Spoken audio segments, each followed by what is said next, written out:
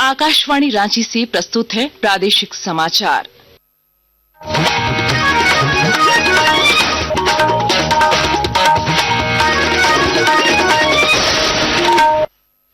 नमस्कार, प्रादेशिक समाचारों के साथ मैं प्रियंका। पहले मुख्य समाचार। पश्चिमी सिंहभूम जिले के मरांग पोंगा के पास आईईडी ब्लास्ट में जख्मी सीआरपीएफ के सब इंस्पेक्टर सुनील कुमार मंडल शहीद। राज्यपाल और मुख्यमंत्री ने जताया दुख। मुख्यमंत्री हेमंत सोरेन ने कहा, परिसीमन को सिर्फ जनसंख्या के आधार पर सीमित करना निष्पक्ष और न्याय संगत कार्य नहीं। पेयजल एवं स्वच्छता मंत्री योगेंद्र प्रसाद ने विधायकों की शिकायत पर नल जल योजना में गड़बड़ी की जांच का दिया भरोसा। कहा, अनियमितता पाई गई तो होगी कार्रवाई।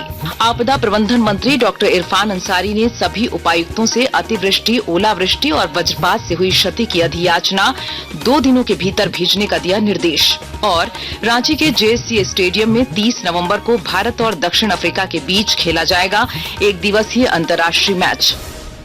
और अब समाचार विस्तार से। पश्चिमी सिंहभूम जिले के छोटा नागरा थाना अंतर्गत मरांग पोंगा के पास कल हुए आईईडी ब्लास्ट में जख्मी सीआरपीएफ के सब इंस्पेक्टर सुनील कुमार मंडल शहीद हो गए। इस घटना में सब इंस्पेक्टर मंडल के अलावा हेड कांस्टेबल पार्थ प्रीतम डे भी घायल हुए हैं, जिनकी हालत गंभीर बनी हुई है। दोनों को गंभीर अवस्था में इलाज के लिए हेलीकॉप्टर से रांची भेजा गया था। उल्लेखनीय है कि सर्च ऑपरेशन के दौरान आईईडी के ब्लास्ट होने से यह हादसा हुआ। इधर राज्यपाल संतोष गंगवार और मुख्यमंत्री हेमंत सोरेन ने सीआरपीएफ जवान सुनील कुमार मंडल के इलाज के दौरान निधन पर गहरा दुख जताया है। वहीं घायल जवान के शीघ्र स्वस्थ होने की कामना की है। मुख्यमंत्री हेमंत सोरेन ने कहा कि परिसीमन को सिर्फ जनसंख्या के आधार पर सीमित करना निष्पक्ष और न्याय संगत नहीं हो सकता है। विधानसभा परिसर में बात करते हुए श्री सोरेन ने कहा कि पहले भी परिसीमन को लेकर प्रयास किया गया, लेकिन आदिवासियों के लिए आरक्षित सीटें घटने के कारण हंगामा के बाद स्थगित करना पड़ा। पहले भी ये प्रयास हुआ था और आज में जब सीटें हैं वो घट रही इसको लेकर काफी हंगामा भी हुआ और ये पोस्टपोन भी हो गया। जो घटने चाहिए अब चर्चा में आएंगी बातें और चर्चा में क्या आएगा उसके बाद हम लोग स्थिति के हिसाब से इसको अवगत करेंगे। झारखंड विधानसभा के बजट सत्र में शनिवार को नल जल योजना को लेकर कांग्रेस विधायकों ने पेयजल एवं स्वच्छता मंत्री योगेंद्र प्रसाद को विभागीय आंकड़ों में गड़बड़ी की जानकारी दी, जिससे सदन में हंगामे की स्थिति बन गई। इसके बाद पेयजल एवं स्वच्छता मंत्री योगेंद्र प्रसाद ने योजना में गड़बड़ी की शिकायत पर जांच कराने का भरोसा दिया। राजेश जी को बताना चाहूंगा, उन्होंने कहा कि केंद्र सरकार की योजना है। केंद्र सरकार की अकेले योजना नहीं है महोदय, 50-50 है। 50% केंद्रांश है तो 50% राज्यांश है। जो माननीय तीनों सदस्य के द्वारा जो हस्ताक्षरी है उनके द्वारा जो कहा जा रहा है जो सरकार के आंकड़े हैं वो गलत है, तथ्यों से परे है। तो मैं महोदय इस पर हम जांच करवा लेते हैं और जांच करवा करके हम माननीय सदस्यों को और सदन को भी अवगत कराएंगे। गौरतलब है कि कोलेबिरा से कांग्रेस विधायक नमन विक्सल कोंगाड़ी, विधायक राजेश कच्छप और सिमडेगा विधायक भूषण बाड़ा ने अपने अपने विधानसभा क्षेत्र में नल जल योजना का लाभ नहीं मिलने की बात कही। आपने जो आंकड़ा दिया है वो आंकड़ा ही गलत है और इन्होंने कहा है कि जो आपको जो रिपोर्ट आया है इतने घरों में जलापूर्ति शुरू हो गई है। तमाम माननीय सदस्यों का मैं आग्रह करूंगा, क्योंकि गर्मी का मौसम आ रहा है, केंद्र सरकार की योजना है। विगत दिनों आपने कहा कि भाई पूरा पैसा हमको नहीं मिल पाया है, पैसा की कटौती की गई है, लेकिन जो आंकड़ा दिखा रहे हैं उन लोग भी संतुष्ट नहीं है महोदय। दुमका के उपायुक्त ए दुड्डे ने ई विद्या वाहिनी पोर्टल पर उपस्थिति नहीं बनाने वाले शिक्षकों पर कार्रवाई करने का निर्देश दिया है। समीक्षा बैठक में यह तथ्य सामने आया कि जिले के 14% शिक्षक ई विद्या वाहिनी पर अपनी उपस्थिति नहीं बना रहे हैं। ई विद्या वाहिनी पर बच्चों की उपस्थिति बनाने की दर और भी खराब है। उपायुक्त ने इस पर कड़ी नाराजगी व्यक्त करते हुए जिला शिक्षा पदाधिकारी एवं जिला शिक्षा अधीक्षक को सबसे कम उपस्थिति वाले शिक्षकों को चिन्हित कर उन्हें स्पष्टीकरण करने और दोषी पाए जाने पर निलंबित करने का निर्देश दिया। आकाशवाणी के ताजा तरीन समाचारों के लिए आप हमारी वेबसाइट newsonair.gov.in पर लॉग ऑन कर सकते हैं। ताजा समाचार X handle @AIR news alerts और Facebook page All India Radio news पर भी उपलब्ध है। आप प्रादेशिक समाचार एकांश के X handle @AIR news _Ranchi और Facebook page Akashvani news Ranchi, Instagram page तथा YouTube channel AIR news Ranchi पर भी हमारे बुलेटिन सुन सकते हैं। प्रादेशिक समाचार आप आकाशवाणी रांची से सुन रहे हैं।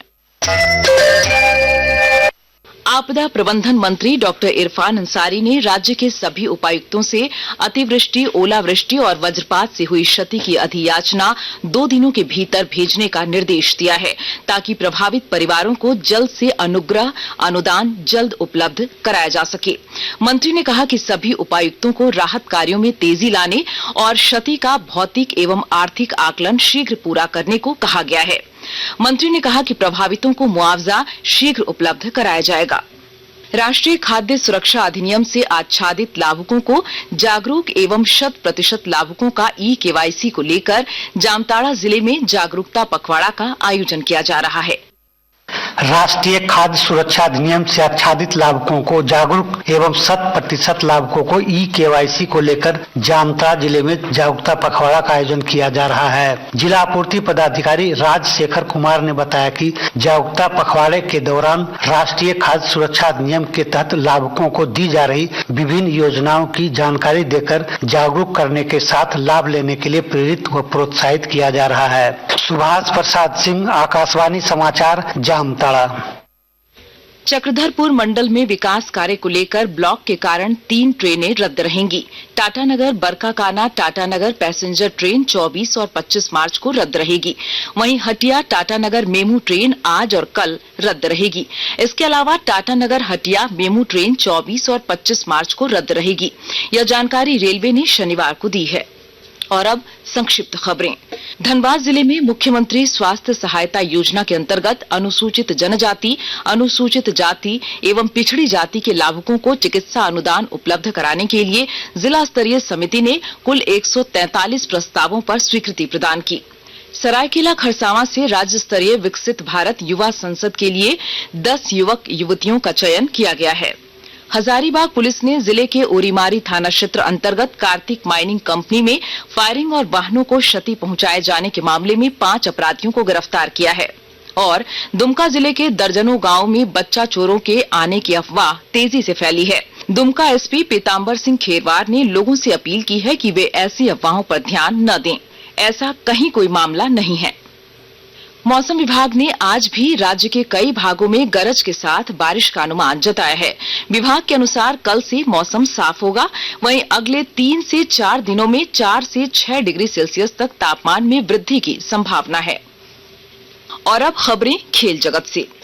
रांची के JSCA स्टेडियम में 30 नवंबर को भारत और दक्षिण अफ्रीका के बीच एक दिवसीय अंतर्राष्ट्रीय मैच खेला जाएगा। BCCI ने नवंबर में होने वाले दक्षिण अफ्रीका के भारत दौरे का शेड्यूल जारी कर यह जानकारी दी। 2024-25 राष्ट्रीय महिला हॉकी लीग के चौथे दिन कल रांची में ओडिशा, हरियाणा और मिजोरम ने अपने अपने मुकाबलों में जीत हासिल की। वहीं कोलकाता में इंडियन प्रीमियर लीग क्रिकेट के पहले मैच में रॉयल चैलेंजर्स बेंगलुरु ने कल रात कोलकाता नाइट राइडर्स को 7 विकेट से हरा दिया। आज हैदराबाद में सनराइजर्स हैदराबाद का सामना राजस्थान रॉयल्स से होगा, जबकि चेन्नई में दूसरा मुकाबला मुंबई इंडियंस और चेन्नई सुपर किंग्स के बीच खेला जाएगा। और आइए अब सुनते हैं अखबारों की सुर्खियां।